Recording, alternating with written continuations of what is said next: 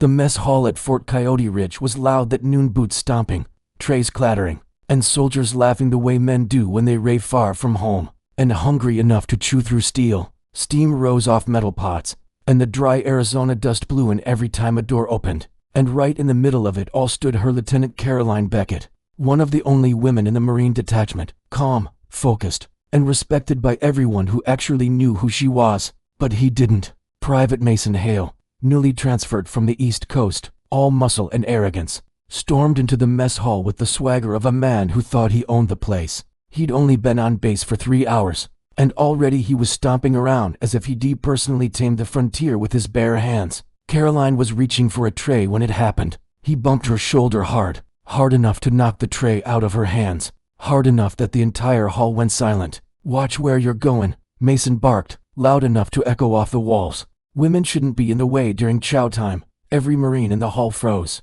Forks hovered midair. A few soldiers winced. One whispered under his breath, "Dead man walking." But Mason didn't hear anything except his own voice. He puffed out his chest, glaring at her like she had personally offended him by existing. Caroline remained still, breathing slow, steady, like a predator deciding whether or not its prey was worth the chase. Mason smirked. "Well, aren't you gonna apologize?" Caroline bent down, picked up her tray calmly, dusted it off, and spoke with a quiet, icy voice that chilled the entire hall. "No." Mason scoffed. "What's your rank, sweetheart? Private, corporal? Maybe they let you clean the rifles?" She didn't answer. She simply stared at him, calm, unblinking, unreadable, frustrated. Mason stepped closer. "I asked you a question. Do you outrank me? Or do you want to learn how things work here?" The hard way, a lone voice from the back called out, "Hale, stop talking." But Mason ignored it. Then behind him a familiar, heavy step echoed across the room. Gunny Mathers, the most feared man on base, the kind whose glare could break a man's spirit, marched over with fire in his eyes. He pointed straight at Caroline and snapped into a crisp salute. "Good afternoon, Captain Beckett." The entire mess hall erupted into the sound of chairs scraping back, boots hitting the floor, and dozens of Marines leaping to attention, except Mason. His face drained of color, his mouth dropped open. "Captain, Captain, Captain." The title echoed in his skull like cannon fire. Caroline stared at him, still calm, still composed, but now there was the faintest trace of disappointment in her eyes. "Private Hale." Gunny growled, not bothering to hide the fury. "You just shoved the highest-ranking officer in this room." Mason swallowed hard. "Oh, I didn't know." Caroline raised a hand, stopping him. "No, Private, you didn't ask." The hall stayed completely silent. She stepped closer, her voice low but carrying like wind through canyon walls. "Respect doesn't begin with knowing ranks. It begins with treating people like they matter."